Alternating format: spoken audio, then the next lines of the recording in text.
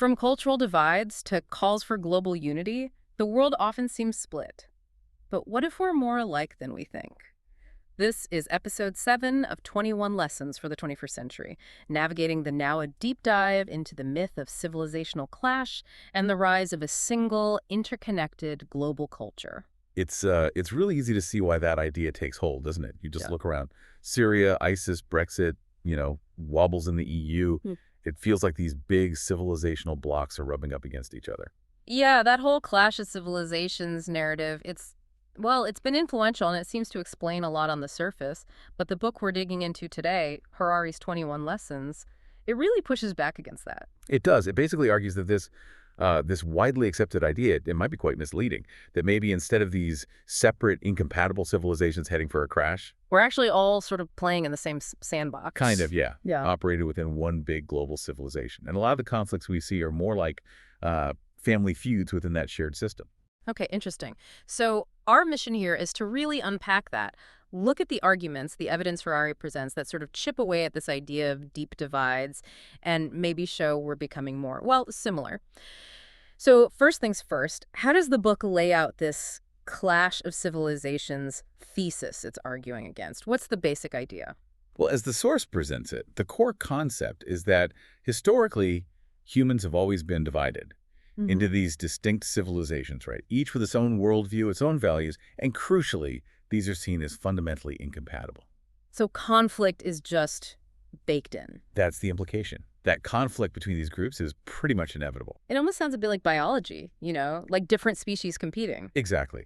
The source points out that the thesis often uses that kind of analogy. History is biology. Civilizations like species, survival of the fittest, splitting off but never really blending back together. And that way of thinking, it has real consequences, politically speaking. Oh, absolutely. If you buy into that, then you might think, well, genuine reconciliation between, say, the West and the Muslim world is basically impossible. Their core values are just too different. Right, so maybe Muslim countries will never really adopt Western ideas, or Western countries can't truly integrate Muslim minorities. Precisely. And that thinking gets used, to argue against immigration from certain places, or to say we should ditch multiculturalism and go back to some idea of a pure national identity. Okay, so that's the thesis Harari sets up.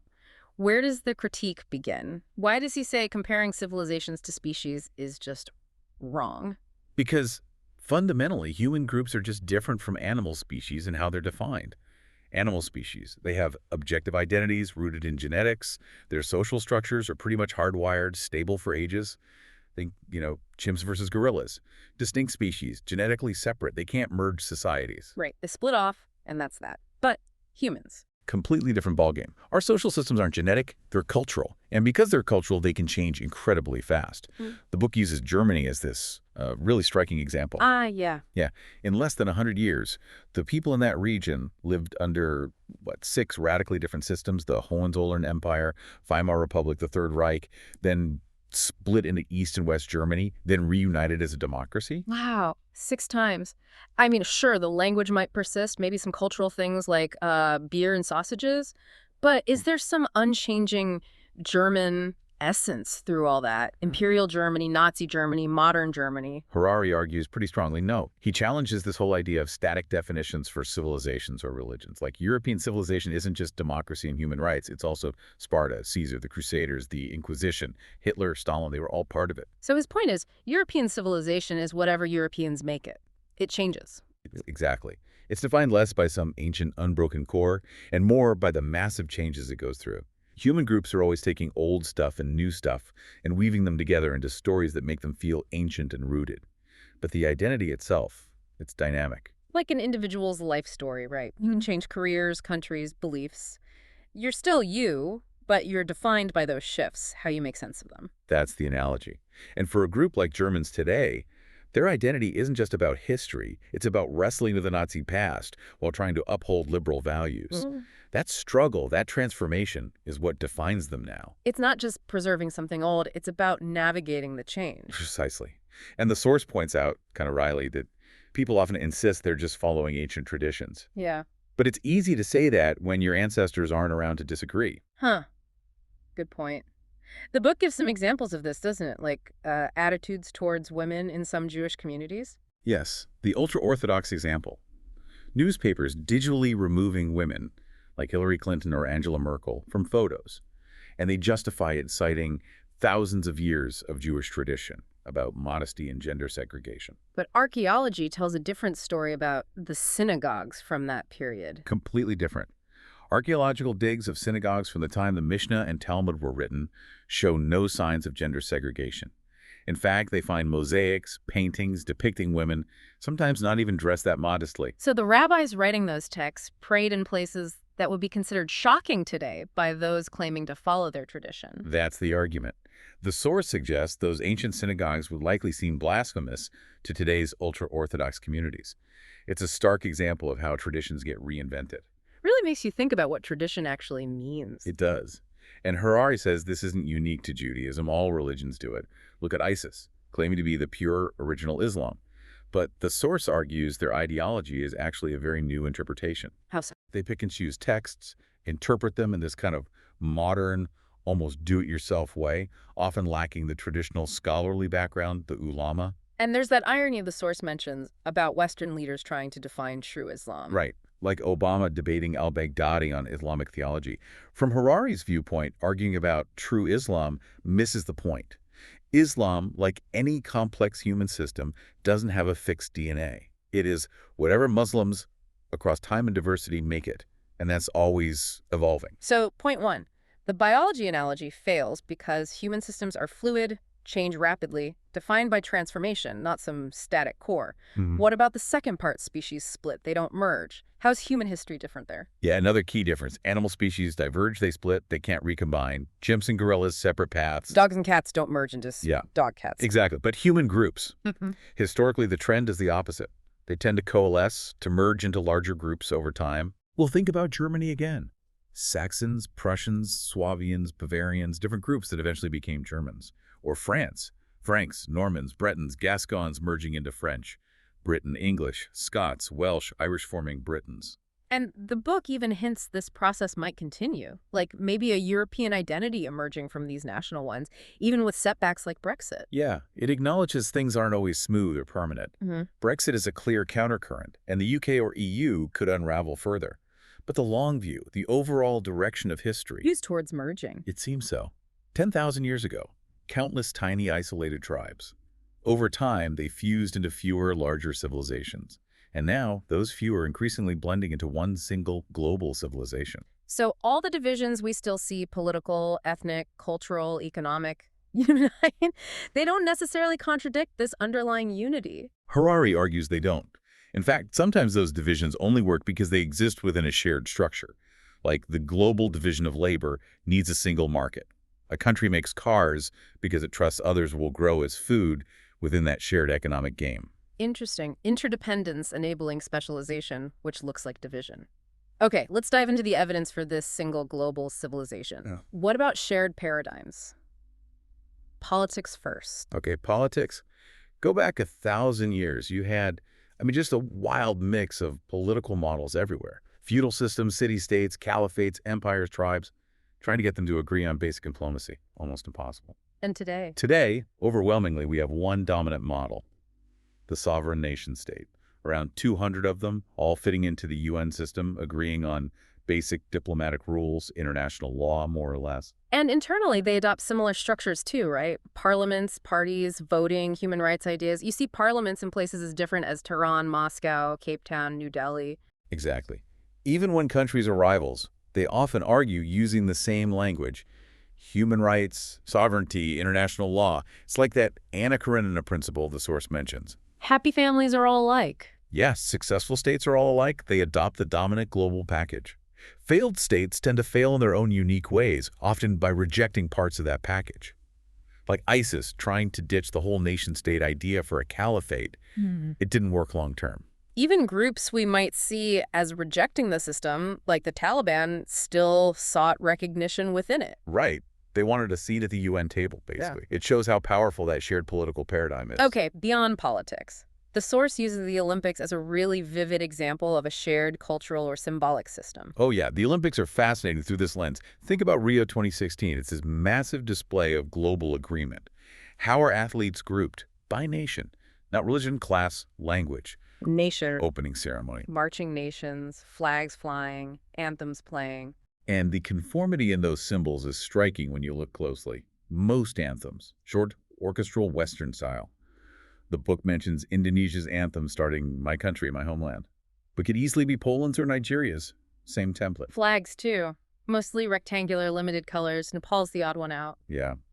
And all those tricolors, Belgium, France, Italy, Ireland, Romania, variations on a theme. Surprisingly standardized. And this whole spectacle happens even between countries that might be enemies otherwise. The project itself survives wars, boycotts.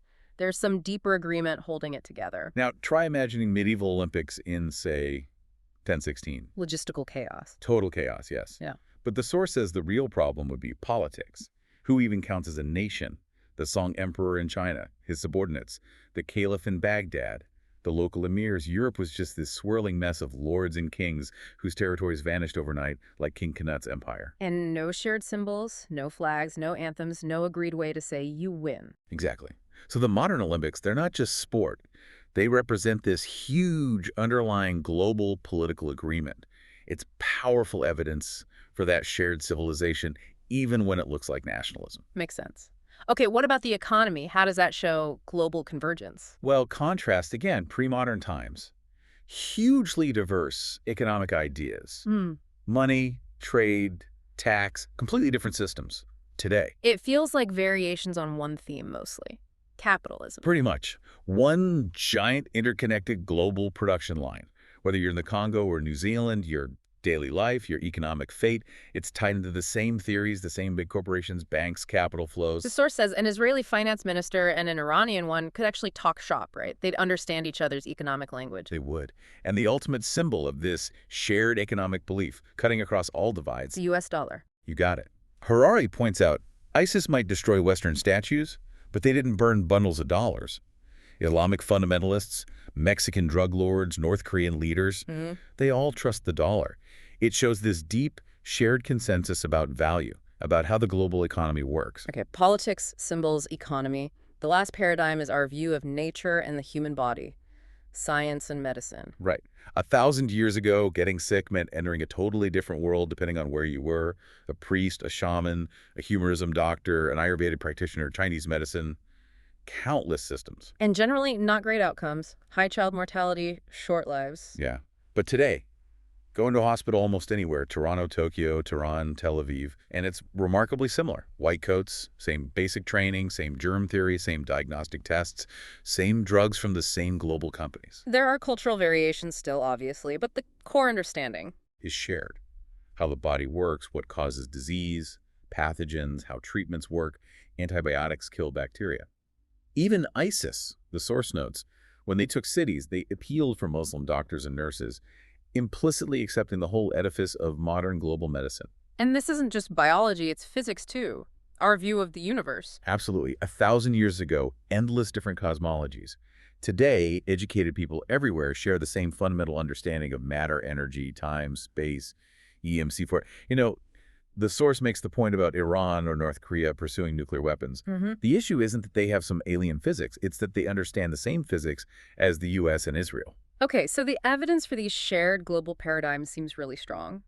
But people do still have different religions, national identities, cultures. How does Harari square that circle? How can we be both globally integrated and still have these distinct identities? Well, the source acknowledges those differences are real and important. But it argues that on the practical level, how you run a state, trade goods, treat illness, build technology, we're increasingly playing by the same rules. We belong to the same civilization in that sense. And hey, all civilizations have internal arguments, right? And this leads to that really interesting idea. Maybe identity is defined more by the arguments within the group than by shared traits. Yes, that's a core insight. Think about Europe in 1618. What defined being European then?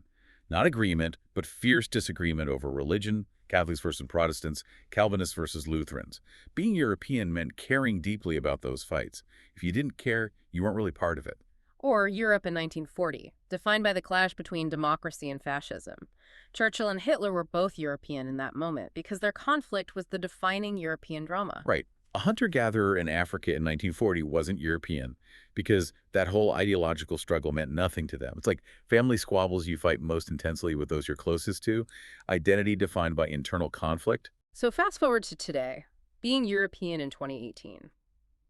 It's about arguing over immigration, the EU, capitalism, climate change, consumerism.